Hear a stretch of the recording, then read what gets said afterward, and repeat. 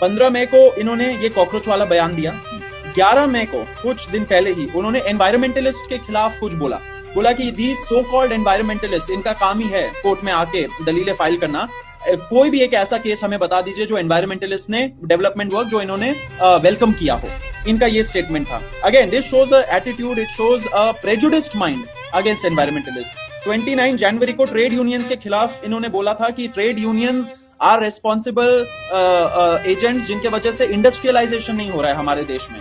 इतना sweeping statement दे देना, जबकि हमें पता है कि लेबर लॉस के साथ क्या खिलवाड़ हो रहा है, इन लेबरर्स का कंडीशन क्या होता है, कैसे एक्सप्लॉइट होते हैं। उसके बावजूद जो थोड़े बहुत यूनियंस बन जाते हैं, जो अपना अधिकार को एसर्ट करते हैं, उनके खिलाफ बोल देना कि they are the agents, they are the biggest people जिनके वजह से देश की तरक्की नहीं हो रही।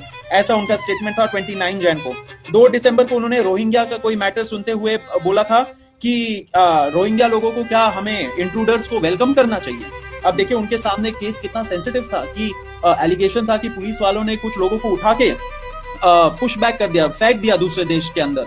तो ये सारे लीगैलिटी को ना समझ के उन्होंने एक ऐसा इनसेंसिटिव कमेंट दिया कि इंट्रूडर्स को हम लोग क्या वेलकम करेंगे। इस ऐसे ही उन्होंने पहले भी 12 दिसंबर को इन्होंने जब ये रोहिंग्या वाला कमेंट पे बहुत ज्यादा बवाल मचा था, ऐसे ही कुछ दिन बाद उन्होंने एक स्टेटमेंट दिया था 12 दिसंबर को कि nobody can browbeat me with comments, मतलब कि मुझे कोई धमका डरा नहीं सकता कोई। लेकिन एक कंसर्टेड अटेम्प्ट चल रहा है सोशल मीडिया पे एंड बाहर के साइड में क्रिटिसिज्म करके, लेकिन मैं नहीं पीछे हटूंगा, मैं नहीं कुछ करूंगा।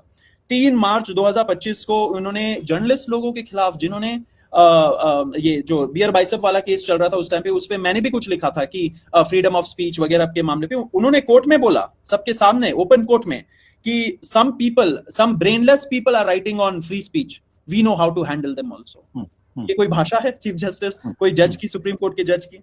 मई 2025 में भी उन्होंने महमूदाबाद वाला जो अशोका प्रोफेसर महमूदाबाद वाला केस था, उसमें भी उन्होंने बोला था we know how to handle them also. तो बताइए ऐसे धमकियां आ रही है, ऐसे कमेंट्स आ रहे, and not 1 time 2 time 3 time, these are 3 4 5 7 times ऐसे कमेंट्स आए हैं पिछले 2 सालों में।